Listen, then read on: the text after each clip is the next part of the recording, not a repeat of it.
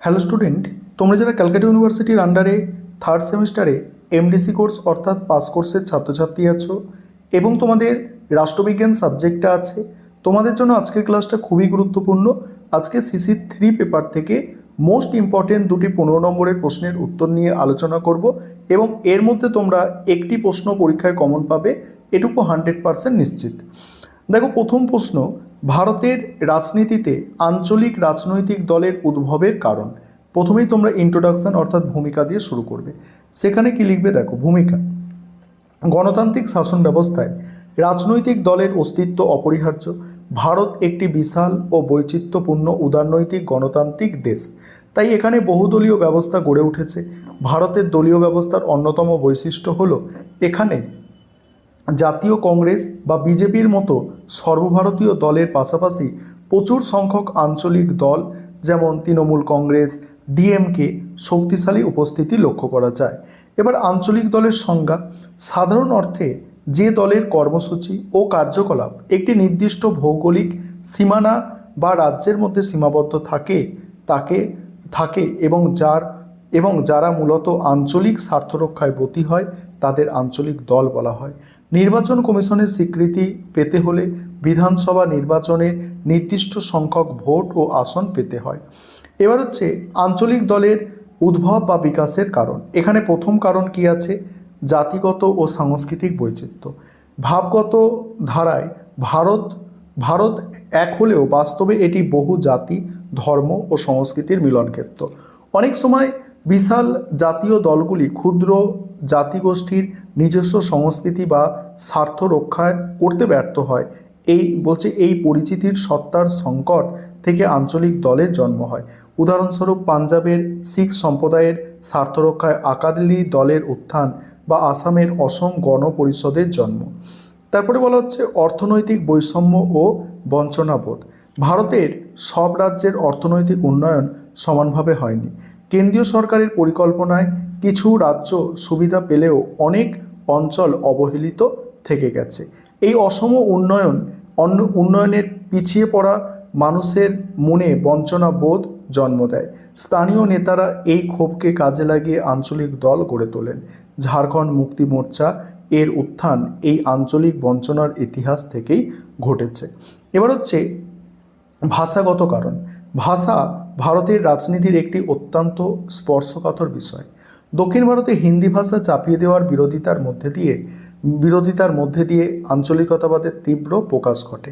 তামিলনাড়ুর দাবির মুত্তেম কাজাঘাম বা অন্ধ্রপ্রদেশের তেলেগু দেশম পার্টির বিপুল সাফল্যের মূল ভিত্তি ছিল ভাষাগত আবেগ ও আঞ্চলিক স্বাতন্ত্র্যবোধ। এবার পরের পয়েন্ট হচ্ছে রাজনৈতিক কেন্দ্রীকরণ ও জাতীয় নেতৃত্বের দুর্বলতা। স্বাধীনতার পর দীর্ঘকাল কংগ্রেস দলের একাধিপত্য ছিল, কিন্তু পরবর্তীকালে জাতীয় দলগুলির মধ্যে অভ্যন্তরীণ গণতন্ত্রের অভাব দেখা দেয় এবং ক্ষমতা কুক্ষিগত করার প্রবণতা বাড়ে। কেন্দ্রের হাইকমান্ড সংস্কৃতি এর প্রতিবাদে এবং রাজ্যের শক্তিশালী নেতাদের গুরুত্ব না দেওয়ার ফলে তারা দলত্যাগ করে এবং আঞ্চলিক দল গঠন করে, যেমন মমতা বন্দ্যোপাধ্যায়ের নেতৃত্বে তৃণমূল কংগ্রেসের গঠন। তারপর হচ্ছে সামাজিক ন্যায় বিচার ও বর্ণ রাজনীতি। ভারতীয় সমাজ ব্যবস্থায় জাতিভেদ একটি বড় ফ্যাক্টর। 90-এর দশকে পিছিয়ে পড়া শ্রেণী ও দলিত সম্প্রদায়ের রাজনৈতিক সচেতনতা বৃদ্ধি পায়। জাতীয় দলগুলি মূলত উচ্চ বর্ণের দ্বারা নিয়ন্ত্রিত হওয়ায় এই সব সম্প্রদায় নিজেদের স্বার্থে আঞ্চলিক দল গঠন করে, যেমন উত্তরপ্রদেশের সমাজবাদী পার্টি বা বিএসপি অর্থাৎ বহুজন সমাজবাদী পার্টি। তারপর হচ্ছে যুক্তরাষ্ট্রীয় কাঠামোর সংকট। সংবিধানে ভারতকে যুক্তরাষ্ট্র বলা হলেও বাস্তবে কেন্দ্রের হাতে অধিক ক্ষমতা ন্যস্ত। 356 নম্বর ধারার অপব্যবহার করে রাজ্য সরকার ভেঙে দেওয়া বা আর্থিক বণ্টনের বৈষম্য রাজ্যগুলির মনে ক্ষোভ সৃষ্টি করে। এই পরিস্থিতিতে আঞ্চলিক দলগুলি রাজ্যের স্বায়ত্তশাসন এবং অধিকার রক্ষার প্রহরী হিসাবে নিজেদের তুলে ধরে জনস্বার্থ আদায় করে। এবার উপসংহার দেখে নাও, এই উপসংহার দিয়ে শেষ করবে। আমি পরের প্রশ্নের উত্তরটা আলোচনা করছি। পরের প্রশ্ন একদমই মোস্ট ইম্পর্টেন্ট প্রশ্ন, যে ভারতের নির্বাচনী সংস্কারের প্রয়োজনীয়তা ও সংস্কার সমূহ নিয়ে একটি টিকা লেখো। প্রথমে ইন্ট্রোডাকশন অর্থাৎ ভূমিকা। গণতান্ত্রিক ব্যবস্থায় অবাধ ও সুষ্ঠু নির্বাচন হল গণতন্ত্রের প্রাণভোমরা। ভারতীয় সংবিধানের 324 নম্বর অনুচ্ছেদে নির্বাচন কমিশনের ওপর নির্বাচন পরিচালনার দায়িত্ব ন্যস্ত করা হয়েছে।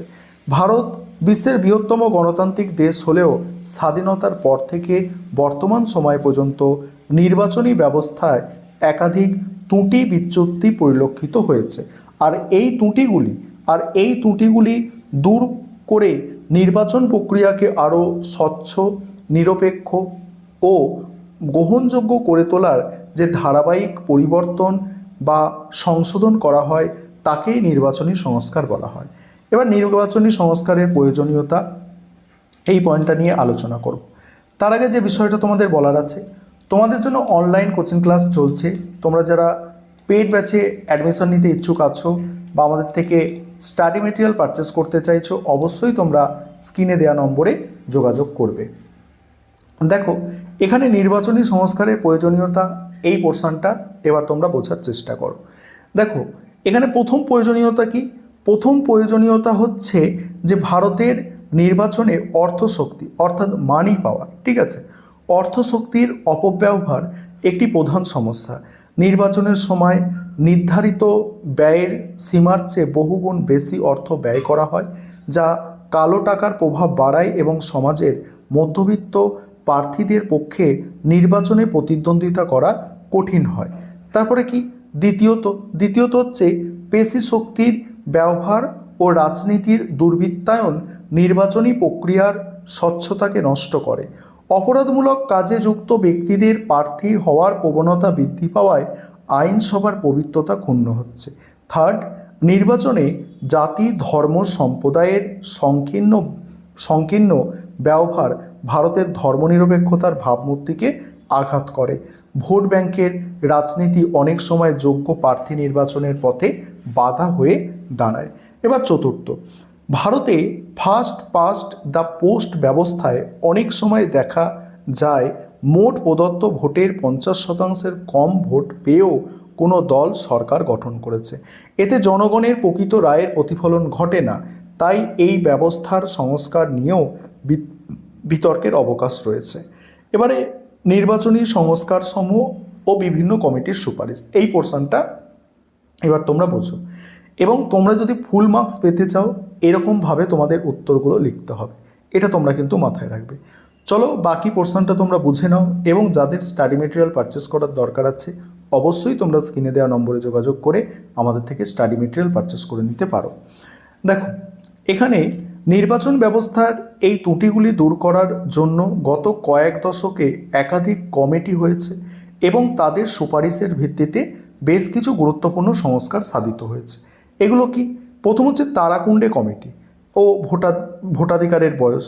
জয়প্রকাশ নারায়ণের নেতৃত্বে গঠিত এই কমিটির অন্যতম প্রধান সুপারিশ ছিল ভোটাধিকারের বয়স কমানো।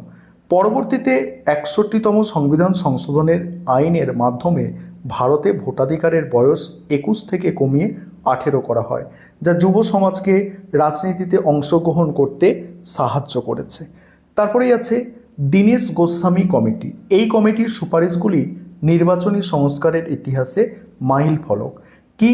এখানে ইভিএম এর ব্যবহার হয়েছে, যে এই কমিটির সুপারিশ ক্রমে ব্যালট পেপারের পরিবর্তে ইলেকট্রনিক ভোটিং মেশিন বা ইভিএম ব্যবহার শুরু হয়, যা ভোট গণনা ও দ্রুত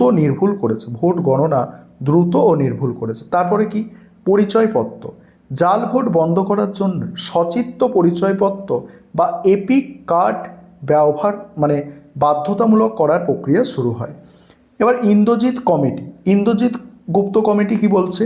যে এই কমিটি মূলত নির্বাচনে রাষ্ট্রীয় অর্থায়ন নিয়ে আলোচনা করে। যদিও এটি পুরোপুরি কার্যকর হয়নি, তবুও নির্বাচনের ব্যয়ের স্বচ্ছতা আনার ক্ষেত্রে এই কমিটির রিপোর্ট গুরুত্বপূর্ণ। তারপর বিচার বিভাগ ও অন্যান্য সংস্কার। সুপ্রিম কোর্টের নির্দেশে এবং নির্বাচন কমিশনের উদ্যোগে সাম্প্রতিক সময়ে আরও কিছু সংস্কার হয়েছে। কি? 1 নম্বর হচ্ছে সেখানে নোটা, ঠিক আছে, নন অব দ্য অ্যাভাব। 2013 সালের সুপ্রিম কোর্টের রায়ে ভোটারদের পছন্দসই প্রার্থী না থাকলে কাউকে পছন্দ নয় বা নোটা বোতাম টেপার অধিকার দেয়া হয়েছে। তারপরে ভিভিপ্যাট, এখানে কি ইভিএমের স্বচ্ছতা নিশ্চিত করতে ভিভিপ্যাট ব্যবস্থা চালু করা হয়েছে। অপরাধীদের অযোগ্য 2013 সালে 2013 সালের দেখো লিলি থমাস মামলায় রায়ে সুপ্রিম কোর্ট জানায় যে কোনো সাংসদ বা বিধায়ক 2 বছর বা তার বেশি কারাদণ্ডে দণ্ডিত হলে তার সদস্যপদ তৎক্ষণাৎ বাতিল হবে। এবার উপসংহার দিয়ে তোমরা শেষ করবে। এইভাবে প্রশ্নের উত্তর তোমাদের কিন্তু গুছিয়ে লিখতে হবে।